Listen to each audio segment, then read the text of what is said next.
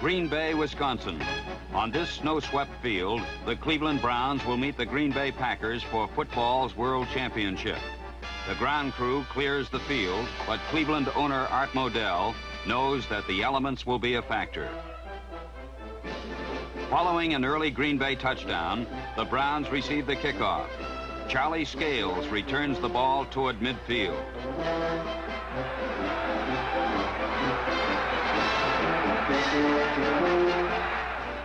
On Cleveland's opening play, Frank Ryan sends Jim Brown downfield as a receiver. Brown makes a fine catch for a 30-yard gain. The Browns are on the Green Bay 17. Operating behind a solid wall of blockers, Frank Ryan sets up to throw. Flanker Gary Collins fakes to the inside, then breaks for the sideline. Ryan hits him with a perfect pass, and the Browns have scored. The point after touchdown fails, however, and Cleveland trails by 1. The Browns regain possession. Ryan throws to Paul Warfield on a hitch pattern, and Paul is dragged down at the Packer 25.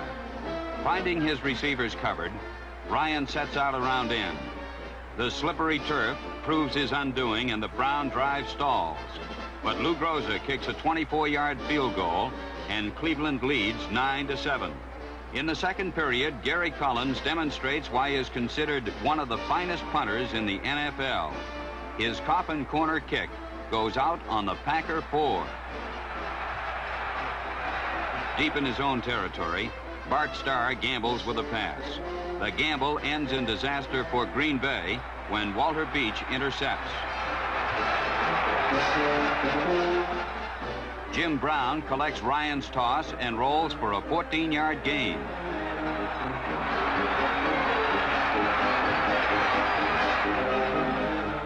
When the ball pops from Ryan's grasp, another potential touchdown drive is foiled. On the next play, Groza converted a field goal, but the Browns trail at halftime 13-12. In the second half, the Green Bay Packers and the elements prove too much for the Browns. Paul Hornung slogs through the mud for a score, and the Packers go on to win football's World Championship 23-12. But these are the faces of determination. The determination that enabled the Cleveland Browns in 1965 to post the finest regular season one-loss record in the NFL. Since the Browns joined the NFL in 1950, they have won more games than any other team.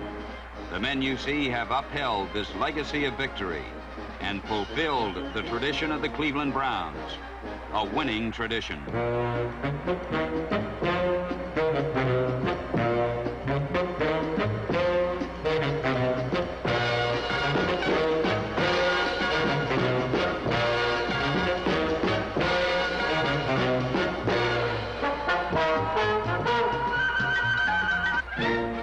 This is Jim Brown, the most devastating ball carrier in the history of football.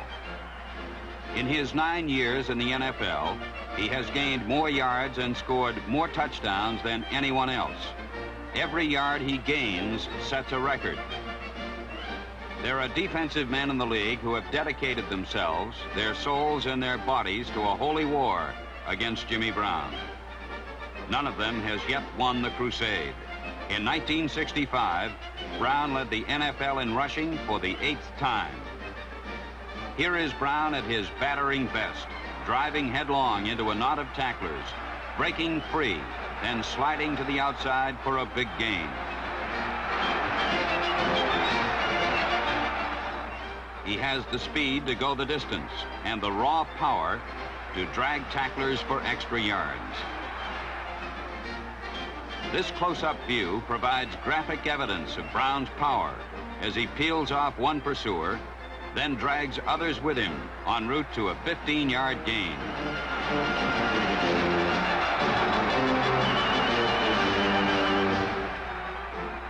Gene Hickerson, Cleveland's fine guard, is part of Jim Brown's blocking convoy.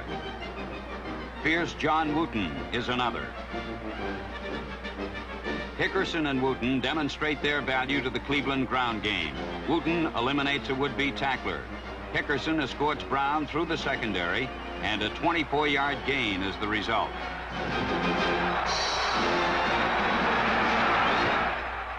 But Cleveland's fine season cannot be attributed to the running game alone. The passing attack played a vital chapter in the Browns' success story. Dr. Frank Ryan is the man who steered the Cleveland roller coaster to a runaway title in the East. With touchdown tosses like this 80-yarder to Walter Roberts against the Washington Redskins. Roberts, at 162 pounds, is the smallest player in the NFL. Against the Cowboys, Roberts is the little man with the big play as he grabs Ryan's pass for a score. Ryan pitches to Leroy Kelly, another member of Cleveland's fine core of receivers.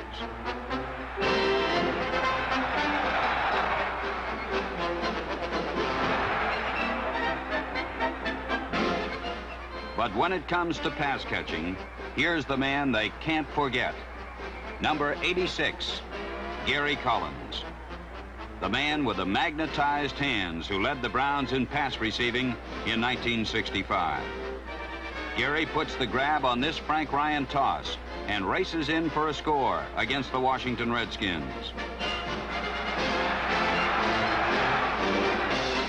Collins flashes his All-Pro credentials to the Minnesota Vikings. This reception was good for 67 yards, Gary's longest of the year. An integral part of the Cleveland offensive machinery, Collins can be counted on to go all out on every play, as the New York Giants find out.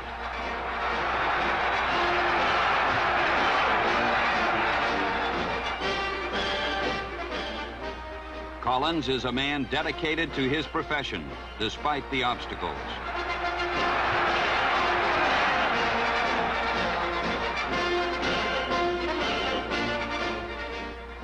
The Philadelphia Eagles learned the hard way that this type of dedication pays off for Mr. Gary Collins. Number 74 is Dick Modzelewski, the driving force behind the Cleveland defense, a defense composed of men who glory in the bruising body contact of their trade. Against the New York Giants, Mo fights away from a double-team block, then leads a beefy stampede to trample the quarterback. Walter Johnson, number 71, has the elusive Fran Tarkenton in his grasp. Mo rolls up to apply the finishing touch. Jim Kanicki joins Modzelewski in this double-barreled assault on a Redskin runner.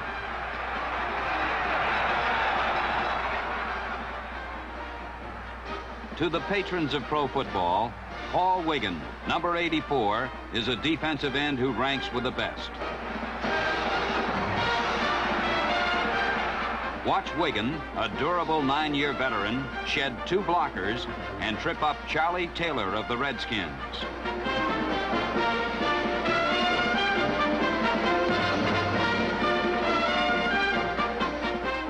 Bill Glass is a man truly dedicated to violence. Bill Nelson of the Steelers is just one of many NFL quarterbacks who know and fear the driving rush of Bill Glass. An expert at decoding enemy strategy, Glass drifts into the flat when Sonny Jurgensen drops back to pass. Bill is at the right place at the right time to intercept for the Browns. The Cleveland defensive line is reinforced by alert linebackers. Corner linebacker Jim Houston discards one blocker, then charges past another to down the ball carrier. As a rule, the Browns do not play a blitzing game, but when they do blitz, as Houston does here, it is usually effective. The name is Galen Fiss, Cleveland's captain and right linebacker. A chance for a long gain by the Cowboys is ruined when Fisk single-handedly destroys the interference. Without his blockers, the runner is easy prey for the pursuing defenders. Fisk lends a helping hand to the secondary against New York when he drops off the line and shortcuts Earl Morrall's pass. Number 50 is Vince Costello, the third member of Cleveland's fine linebacking brigade. Vince is big enough to stop the run, and as you can see, quick enough to react well against the pass.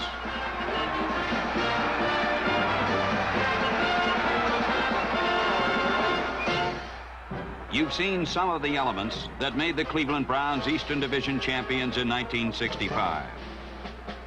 The goal of wise football men is a balanced team, one that combines a knockout punch with the strength and cunning to counter an opponent's Sunday swings. This is the kind of team that wins titles, a team like the Cleveland Browns. So let's look at some of the significant games in Cleveland's drive to the Eastern title.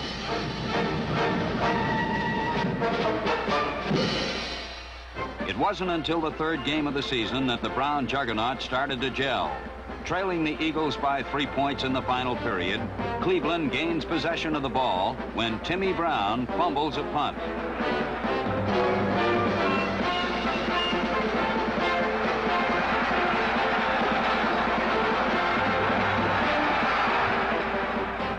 Jim Brown soars into the end zone, and Cleveland gains the lead 21-17. Philadelphia takes the kickoff and moves to the attack. But Ross Buechner intercepts King Hill's toss, and it's destination goal line.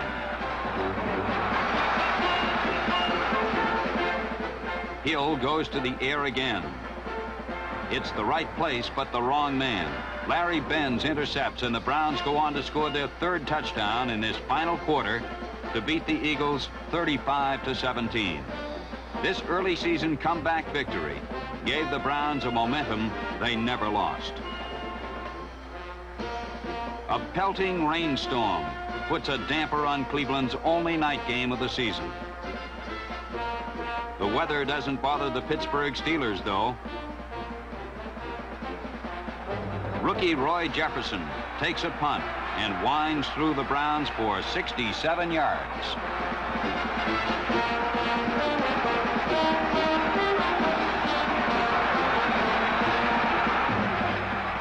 Sidney Williams finally brings him down.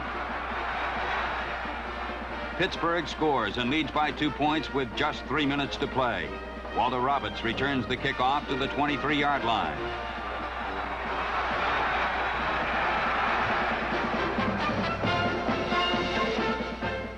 Because of the shortage of time, Ryan knows he must throw, and he does, to Leroy Kelly, who gallops down the sideline for 22 yards.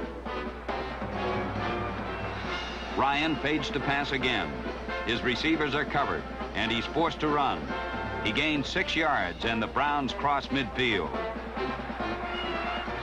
Time is of the essence as Ryan tosses to Kelly.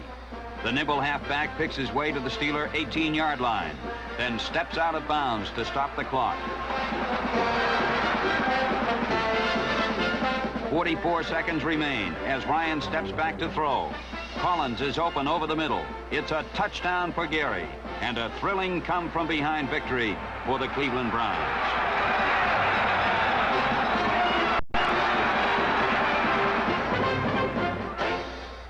The New York Giants, Cleveland's archenemy, play host in fabled Yankee Stadium.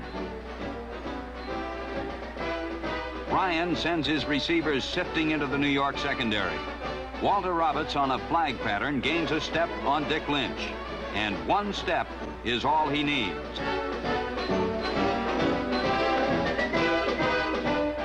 It's Browns 10, Giants 7. The slow-motion camera documents Cleveland's most effective play, a pitch out to Jim Brown. Dick Shafrath, Ernie Green, and John Wooten sweep Giant defenders from the path as Brown accelerates through heavy traffic.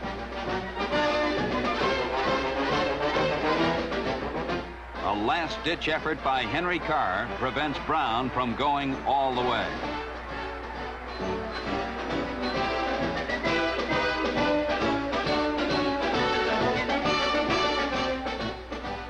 Ryan calls on Brown again, this time as a pass receiver.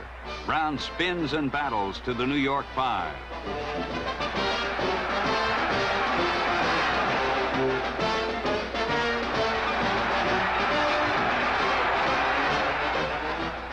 Watch number 27, Walt Roberts, on the upper left corner of the screen. Having beaten Lynch once on a flag pattern, Roberts tries it again. Ryan lobs a soft pass over Lynch's outstretched hands. The Flea gathers it in, and Cleveland increases its advantage 17-7. What begins as an end sweep ends in a pass. Brown is on target to Gary Collins, who carries Jim Patton into the end zone. Green caps a fourth-quarter drive as the Browns take an undisputed first-place lead in the East. Cleveland Stadium will be the battleground as the league-leading Browns meet the explosive Philadelphia Eagles for the second time. Norm Snead hands off to Timmy Brown. The smooth-running halfback finds a hole over his left end and glides 54 yards to a touchdown.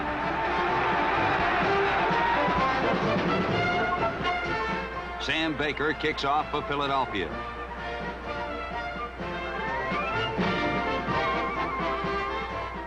Walter Roberts takes the ball on his 2-yard line. Threads his way through the first wave of tacklers. Then turns on the afterburner and speeds 88 yards to the Eagle 10.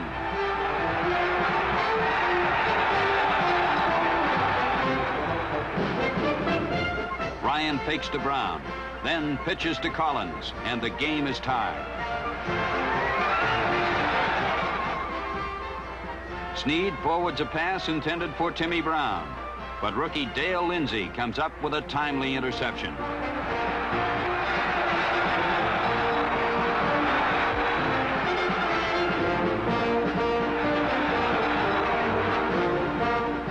The second quarter opens as quarterback Ryan turns ball carrier. The good doctor picks up 16 yards, and Cleveland has a first down. Ryan sends Brown over the middle. The pass is good. Jim fakes by the last defender, then lopes in for an easy touchdown that puts Cleveland in command, 21-17 at halftime.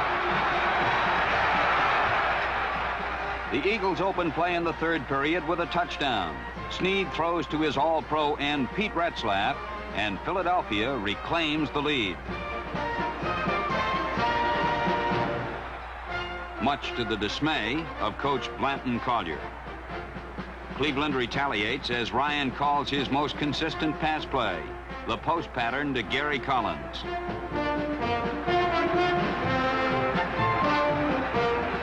Now it's Cleveland's most consistent running play. An end sweep by Jim Brown, who steps off good yardage. Brown dives over from the 1, and Cleveland takes over the lead, 31-27. In the final period, Cleveland is forced to punt from its own 15-yard line. George Tarasovic barely misses the ball, but roughs kicker Gary Collins. The penalty gives the Browns a first down, and they maintain possession.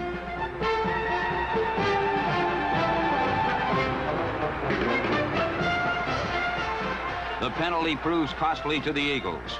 Ryan directs an 80-yard march that ends in this touchdown pass to Collins, which ices the victory. One of the 6 capacity crowds of 1965 pours into Cleveland Stadium to witness the second Browns-Giants tilt. More than 640,000 fans attended Cleveland's 7 home games and the doubleheader. A fired-up Cleveland team takes the offensive in the first period. Ernie Green grabs Ryan's toss, sheds a tackler, then tightropes down the chalk line for a touchdown.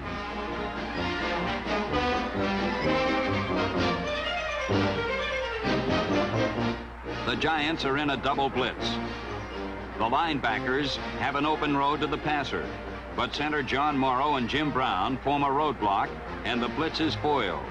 Halfback Green, normally covered by a linebacker, is now open because of the Red Dog and maneuvers downfield for a big gain.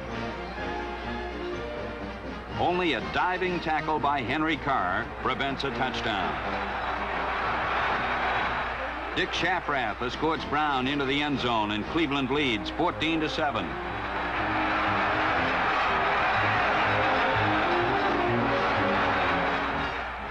Ernie Green had his finest day of the season in this game against New York. Ryan fires to Ernie for a 17-yard completion. That was the key play in a Cleveland drive that terminated with this Jimmy Brown 4-yard scoring sweep. Wooten and Hickerson guide Brown through the first line of defense. Jim runs through the remaining obstacles for Cleveland's final score in a 34-21 thrashing of the New York Giants. Before an all-time record crowd of 76,000 at the Cotton Bowl, the Browns seek to cement their hold on first place. Jim Brown moves Cleveland ahead in the second period as he knifes through 4 Cowboys on this short but spectacular scoring jaunt.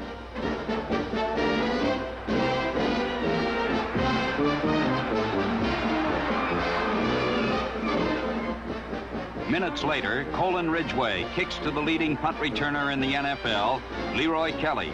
Kelly demonstrates how he achieved his #1 ranking as he gallops through the Cowboys on a 67-yard scoring sprint. Leroy averaged 15.6 yards a return in 1965.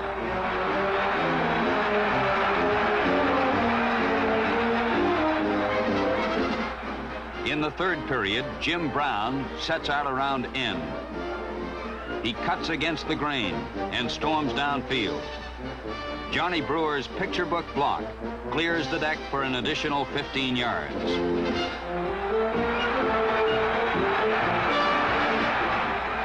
In scoring position, Ryan employs his post-pattern pass to Collins for a touchdown.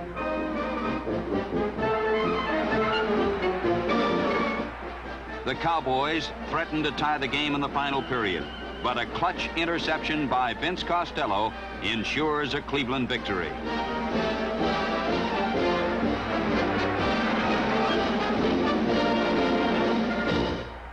Coach Blanton Collier knows that a win today against the Pittsburgh Steelers means the Eastern title for the Browns.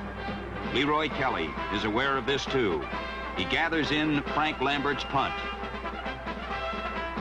picks up a fine block, then steams by the Steelers on a stunning 56-yard touchdown return.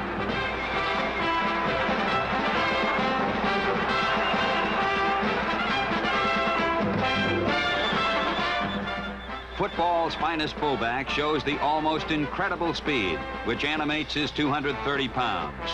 Brown is off on the year's longest run from scrimmage, 67 yards.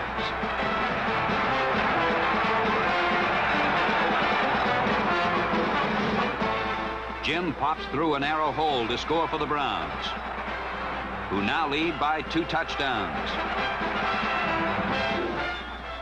A Pittsburgh offensive is crushed when Dick Mogilewski smears Bill Nelson for a big loss.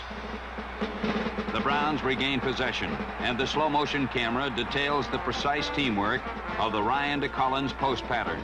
Ryan's pass floats over the outstretched hands of Jim Bradshaw and into the waiting arms of Collins. The play carries to the 2-yard line. From there, Jim Brown crashes in for the touchdown. Later in the third period, Brown gets the call again. A phalanx of blockers pave the way, and Jim glides in for another score.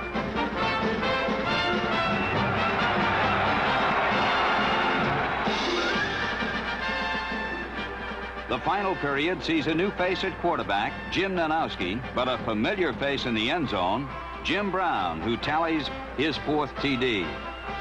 The Browns crushed the Steelers 42-21, and a tired but proud Cleveland team has clinched its 2nd straight Eastern Conference crown.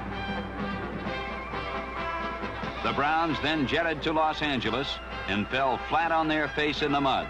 Los Angeles 42, Cleveland 7.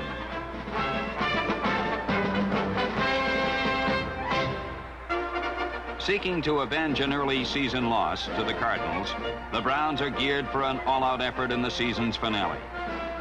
Cleveland opens play in the first period as Ryan pitches out to Brown.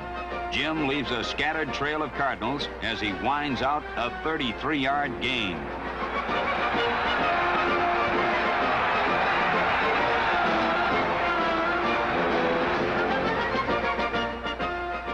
The Ryan to Collins duo puts the Browns on the board, this time on a down-and-out pattern.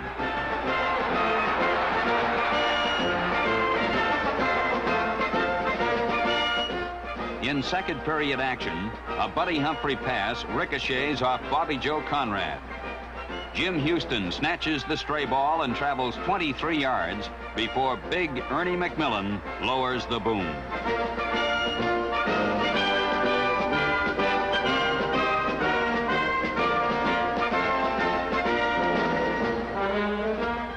A flat pass to tight end Johnny Brewer is worth 8 yards and a first down.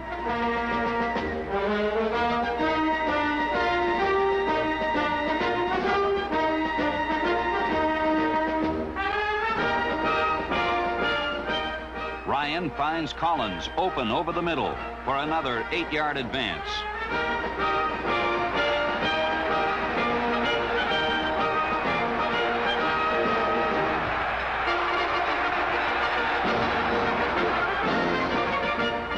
Jim Brown handles the scoring chores, and Cleveland has a comfortable 14-point edge. The Browns are threatening again, but Ryan's pass intended for Brewer is picked off by Larry Wilson. The shifty Cardinal safety outraces one Brown, then sidesteps Ryan's desperate lunge. It's 95 yards and a touchdown, the longest interception return in 1965.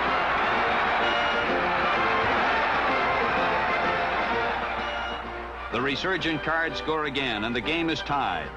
Then Terry Knopfsinger flips this pass to Bill Triplett for still another St. Louis tally, and the Cards take the lead 24-17 in the final period. But the Browns are best when the pressure is great and the time is short. Ryan to Brewer for a first down. Lou Groza, in his 19th year with the Cleveland Browns, contributes a 45-yard field goal to slice the Cardinal lead to 4 points. St. Louis stays on the ground to consume time. The hard-pursuing Cleveland defense throws Bill Triplett for a 6-yard loss and forces the Cardinals to go to the air. Knopfsinger throws for the first down, but Vince Costello diagnoses the play and intercepts. The Browns close the regular season in fitting style as Ryan fires to Tom Hutchinson for the game-winning touchdown. This victory concludes a season of success, a season of thrills and excitement, a season in which the Cleveland Browns maintained their winning tradition.